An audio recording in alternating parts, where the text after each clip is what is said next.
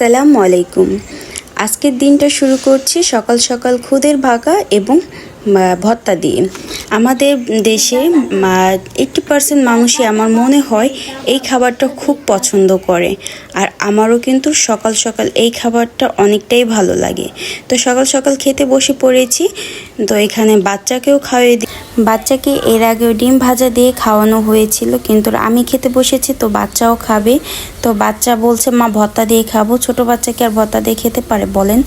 তো এখানে ছেলে হবে নাকি মেয়ে হবে এখনও আমি ঠিক জানি না, তবুও আমি সমস্ত প্রস্তুতি নিয়ে চলেছি, কারণ সময় আর বেশি দিন নেই। এখানে কিছু জামা কাপড় ইব্রাহিমের ছিল, আর কিছু জামা কাপড় ইব্রাহিমের বাবা মার্কেট থেকে কিনে এনেছে। তো আমি সব সময় বাচ্চাদের জামা কাপড় পরানোর আগে ধুয়ে দেয় রাখি। তো এখানে আমার বেবি হলে তো আর এই করতে পারবো না, তো এখনই ভাবছে যে সমস্ত জামা কাপড় ধুয়ে দেয়নি। তো এখানে তয়লা ছিল, জামা কাপড় ছিল, কাঁথা ছিল। আমার শাশুড়ি কিন্তু খুব সুন্দর সুন্দর কাঁথা বানাতে পারে। তো আগেরও কাঁথা ছিল, নতুন কিছু বানিয়ে দিয়েছিল। তো সমস্ত কাঁথা জামা কাপড় আমি একসাথে সুন্দরভাবে ধুয়ে শুকিয়ে শাকিয়ে সুন্দর করে ভাঁজ করে রাখবো। তো এই তো আমি এখানে সমস্ত জামা কাপড়গুলো নিয়ে নিয়েছি। তো জামা কাপড় ধুয়ে দিয়ে ছাদে দিয়ে এসে পড়েছি, আর এখানে আমার রান্না বান্নাও হয়ে গিয়েছে। এখানে আমি কচুরমুখী দিয়ে চিংড়ি মাছ রান্না করেছি। এখানে লাল শাক, দাঁড়া শাক একসাথে মিলিয়ে চিংড়ি মাছ দিয়ে ভাজি করেছি, আর এখানে আমি ডাল ভর্তা বানিয়েছি। আজকে যেহেতু একটু কাজ ছিল তাই এই রান্নাগুলো রান্না করেছি। আর এখানে আমার ইব্রাহিমকে খাওয়া দাওয়া করে আমি ঘুম পাড়িয়ে রেখেছি। বাচ্চা জাগ না থাকলে কিছুই করা যায় না, তো ওকে ঘুম পাড়িয়ে খাওয়া দাওয়া করে আমিও খাওয়া দাওয়া করে নিচ্ছি। খাওয়া দাওয়া সেরে যে জামা কাপড়গুলো ছিল আমি এগুলো সুন্দর করে গুছিয়ে গাছে রাখবো। তো এই তো এরই মধ্যে আমার সমস্ত জামা কাপড় শুকিয়ে গিয়েছে। ছাদে যে পরিমাণ রোদ, তো শুকানোরই কথা। তো এই দেখুন কিছুটা আমি ভাঁজ করে ফেলেছি, আর এই জামা কাপড়গুলো এখন আমি ভাঁজ করব।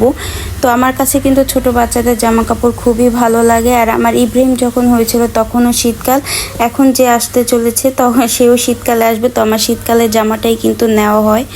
তো জামা কাপড় দেখছি, আর দেখে দেখে এখন আমি সুন্দর করে ভাঁজ করে নেব। আমার কাছে ছোট বাচ্চাদের জামা কাপড় হাতাতে কিন্তু খুব ভালো লাগে, এবং পরলেও কিন্তু ছোট বাচ্চাদের খুবই ভালো লাগে। তো এরই মধ্যে আমি জামা কাপড়গুলো সুন্দর করে ভাঁজ করে নিয়েছি। জামা কাপড়গুলো ভাঁজ করে এখানে আমি একটা ব্যাগের ভিতরে সুন্দরভাবে রেখে দেব, যেন আমার হসপিটালে যাওয়ার সময় আর তাড়াহুড়া না লাগে। আর হসপিটালে যাওয়ার সময় কিন্তু একটা পাওয়া যায় আরেকটা পাওয়া যায় না, তার থেকে ভালো হয় আগে থেকেই গুছানো। তো এই ব্যাগটার ভিতরে আমি সুন্দর করে জামা কাপড়গুলো গুছিয়ে নেব। এই তো এরই মধ্যে আমি সুন্দর করে সব কিছু ভরে রেখেছি, এখন এক সাইড করে এটা রেখে দেব।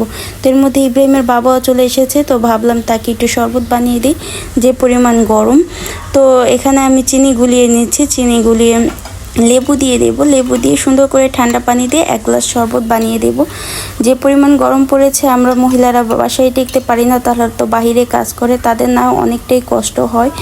তো আসার আগে এই ঠান্ডা পানি দিয়ে শরবতটা বানিয়ে রাখলে তারা খেয়ে একটু হয়তো ভালো খেয়ে একটু ভালো লাগবে।